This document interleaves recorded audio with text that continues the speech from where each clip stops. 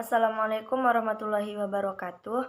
Saya Jamilatun Nikmah dari Prodi Manajemen Pendidikan Islam Lokal 1B membuat video ini dalam rangka menjawab soal UTS yang telah diberikan oleh Bapak dosen pengampu mata kuliah Manajemen Pendidikan dalam Perspektif Islam. Soal yang pertama yaitu menjelaskan bagaimana pemahaman saya tentang konsep dasar manajemen pendidikan dalam perspektif Islam. Seperti yang kita ketahui bersama, bahwa konsep dasar manajemen pendidikan dalam perspektif Islam yang pertama yaitu fleksibel, dalam artian lentur dan juga tidak kaku. Di sini, seorang pemimpin, pengelola, serta manajer sebuah organisasi lembaga pendidikan harus berani mengambil sebuah kebijakan dalam rangka untuk kemajuan organisasinya, tetapi harus berdasarkan peraturan dan juga perundang-undangan yang berlaku. Kriteria keberhasilan seorang pemimpin dalam mengelola sebuah organisasi pendidikan yang dikelolanya tidak hanya dilihat dari bagaimana ia berhasil mencapai program tujuan yang telah ada, tetapi juga dilihat bagaimana keberaniannya dalam melahirkan produk-produk yang baru yang diinginkan oleh berbagai pihak, tetapi produk tersebut menguntungkan dan juga bermanfaat untuk sebuah organisasi yang dipimpinnya.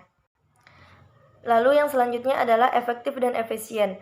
Maksudnya di sini adalah dengan biaya yang seminimal mungkin sebuah organisasi lembaga pendidikan tersebut dapat memberikan hasil yang maksimal atau bahkan lebih baik. Dengan mengirit biaya tersebut, bagaimana cara seorang manajer mengelola organisasi pendidikannya menuju ke tujuan yang lebih baik lagi.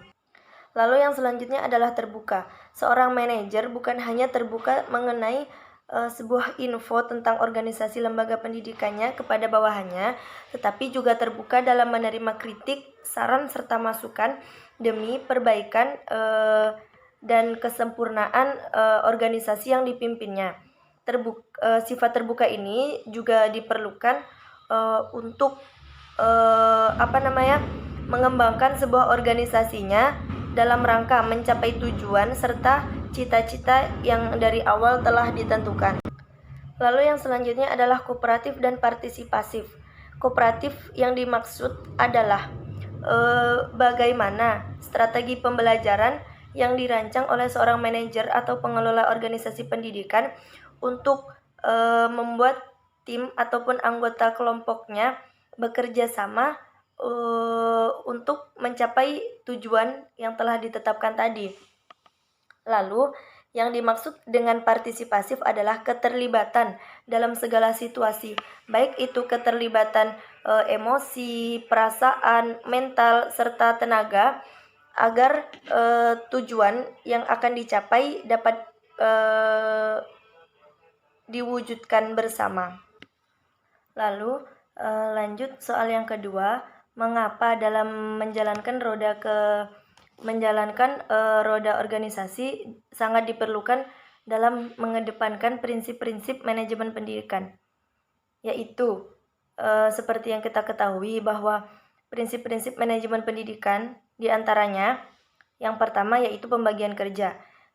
Andai saja jika prinsip dari manajemen pendidikan ini tidak dijalankan, tidak didepankan, maka sebuah organisasi lembaga pendidikan tersebut akan hancur karena pengelolanya bekerja sendiri. Semua tugas, tanggung jawab, serta wewenangnya dikerjakan sendiri, tidak dibagi, tidak diberikan wewenang tersebut tidak diberikan kepada organisasi ataupun tim kelompok yang lain.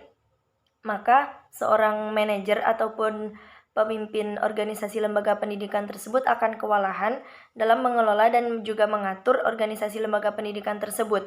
Lalu prinsip yang kedua yaitu tertib serta juga disiplin.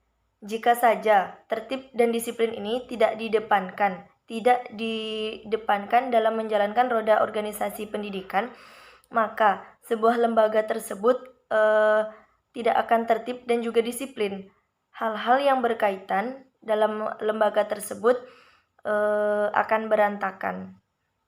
Lalu yang selanjutnya yaitu keadilan, kejujuran, dan juga semangat kesatuan. Jika saja prinsip-prinsip tadi tidak didepankan dalam menjalankan roda organisasi pendidikan, maka sebuah organisasi lembaga pendidikan tersebut tidak akan maju karena tidak adanya adil serta kejujuran dari tim dan kelompok organisasi tersebut.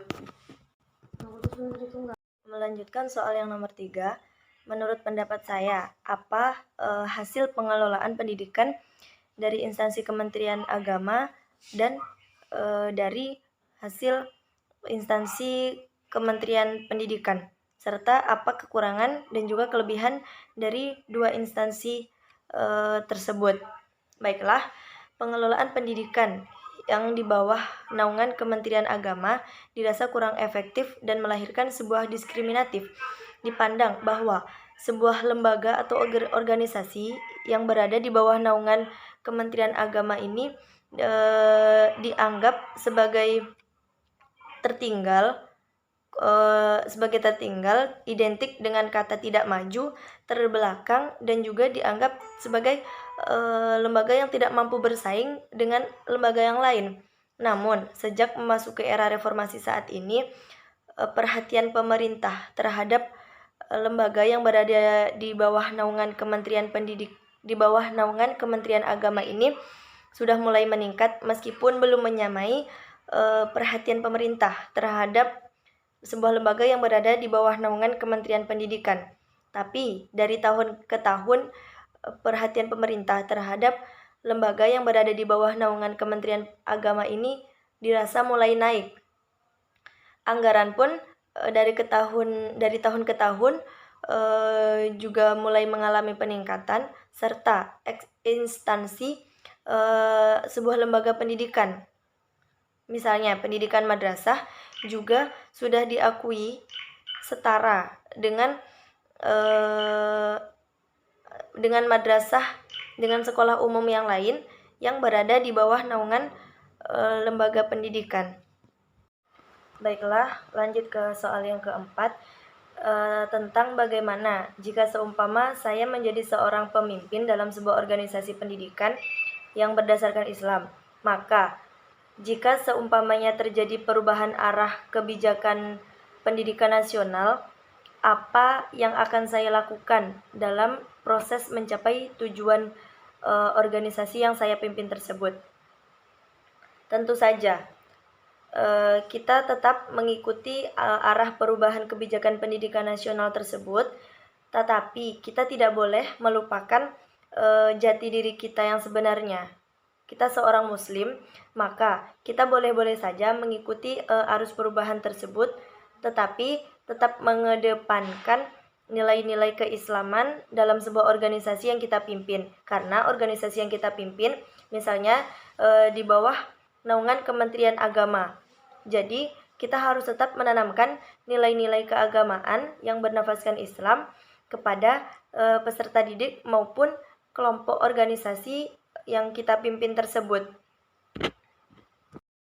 Dan yang terakhir, jika saya menjadi seorang pemimpin dari sebuah organisasi lembaga pendidikan, apabila bawahan saya atau tim dalam sebuah organisasi yang saya pimpin tersebut tidak memiliki kompetensi yang relevan pada bidangnya, yang pertama, di awal sebelum dia menjadi tim sebuah organisasi yang saya pimpin tersebut, telah dilakukan tes ataupun ujian untuk kita mengetahui di bidang apa dia cocok untuk ditempatkan. Tetapi setelah melakukan langkah yang pertama itu, ternyata si dia tadi belum juga memiliki kompetensi yang relevan di bidangnya. Langkah terakhir yang akan saya ambil adalah melakukan pelatihan untuk pegawai ataupun kelompok organisasi saya tersebut bisa beradaptasi dengan bagian yang telah diberikan kepadanya. Demikian jawaban dari persoalan yang telah Bapak dosen pengampu mata kuliah Manajemen Pendidikan dalam Perspektif Islam yang berikan. Saya ucapkan terima kasih kepada Bapak. Akhirnya, Assalamualaikum warahmatullahi wabarakatuh.